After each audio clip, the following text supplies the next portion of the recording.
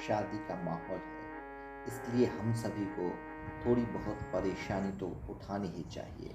साधारण माहौल में तो सभी होटलों के एसी कमरों में रुकते ही रहते हैं। शादी के माहौल में हम सभी को एंजॉय करना चाहिए। बेचारे हमारे संबंधियों से जो व्यवस्थाएं बन पड़ी, उन्होंने हम सभी के लिए की हैं।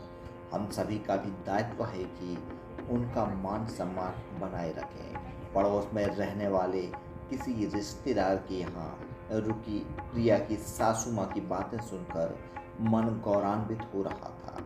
मैं उनकी बातें सुनकर मन ही मन सोच रहा था कि काश ऐसे रिश्ते नातेदार सभी को मिल जाए। क्या शानदार सोच है, वह भी जिस घर में लड़के की शादी हो रही है। उस घर की बड़ी बेटी के यह दोनों सास ससुर हैं। अभी तक यही सुना था कि शादी वाले घरों में बिटिया के सास ससुर की बहुत झिलाई करनी पड़ती है।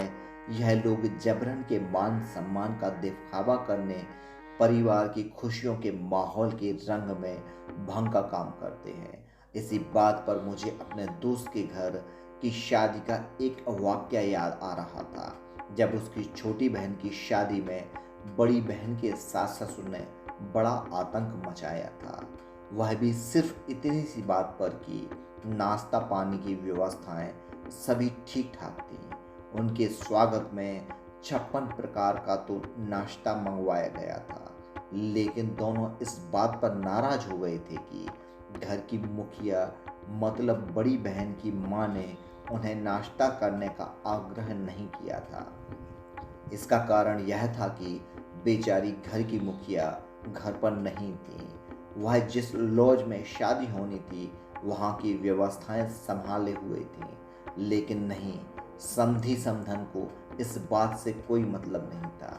उन्हें तो सम्मान चाहिए था, वह भी बहू की माँ के आग्रह का। सो दोनों ने इस बात को लेकर हाहाकार मचा दिया। सभी ने समझाया कि घर से लॉज की दूरी 10 किलोमीटर है, आने जाने में बहुत समय बर्बाद हो जाएगा, लेकिन नहीं, दोस्त की माँ को शादी घर से बुलाना ही पड़ा। जब उन्होंने नाश्ता करने का आग्रह किया, तब जाकर दोनों ने नाश्ता किया। मैं बैठे बैठे इस बात पर गर्व कर रहा था कि देखो, आज भी ऐसे लोग मौजूद हैं जो दोस्तों की खुशियाँ देते हैं।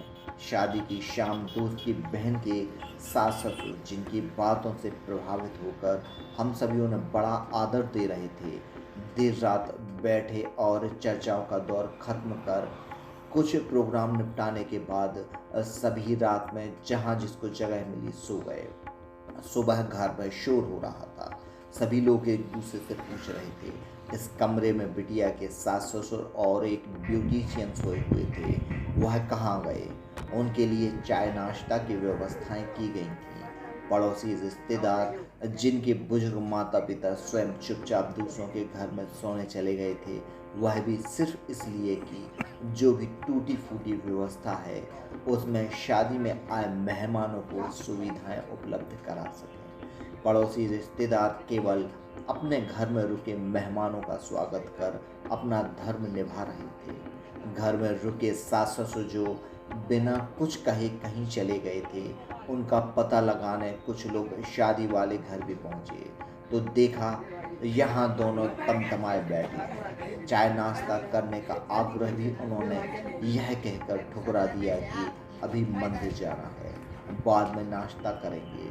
कुछ देर बाद जब लोग उन्हें लेने फिर से पहुंचे तो उन्होंने तमतमाते हुए नाश्ता करने से इनकार कर दिया। मैं भी पूछने गया कि आखिर ऐसा क्या हो गया है कि इतने अच्छे लोग नाराज हो रहे हैं, जो शाम तक सभी को सिखा रहे थे कि शादियों वगैरह में तो थोड़ी बहुत परेशानी होती ही है, लेकिन सभी के साथ रहने का अपना ही मज़ा है। जो लोग वर्षों संपर्क में नहीं रहते, वह भी शादियों में मिल जाते हैं। नई रिश्तेदारियां भी बनती हैं। अचानक घर से बगैर किसी को कुछ कहे चले गए और खाना पीना भी नहीं कर रहे हैं। जानकारी लेने पर पता चला कि पड़ोस के रिश्तेदारों से नाराज हैं। जिस घर में यह लोग रुके थे, वहाँ की व्यवस्थाएं होटलों जैसी परफेक्ट नहीं थी। सोने के लिए डबल बेड नहीं था, बाथरूम भी बड़ा नहीं था, और जो सबसे बड़ी परेशानी थी वह सुनकर आप भी चौंक जाएंगे। सबसे बड़ी परेशानी यह थी कि बोट कम्बोर्ड में जेट पाइप की पानी सप्लाई ठीक नहीं थी। बाकी सुविधाएं जैसे फ्लैश, नल, शावर और पानी सभी कुछ था। शाम को गुणों का बखान करने वाले, मीठी मीठी बातें कर सबका मन मोहने वालों का असली चेहरा सभी के सामने था। अब वह सभी से कहते फिर रहे थे कि हमें कहाँ पटक दिया, कहाँ सुला दिया, कोई सुविधाएं नहीं थी, बड़ी परेशानी थी, वगैरह वगैरह। अब एक बार फिर मैं अचरज सोच रहा था कि यह कैसा दोहरा चरित्र। शाम को फूल बरस रहे थे और अब जरा सी असुविधा पर अपने संबंधों को दूसरों के सामने बदनाम करते फिर रहे हैं।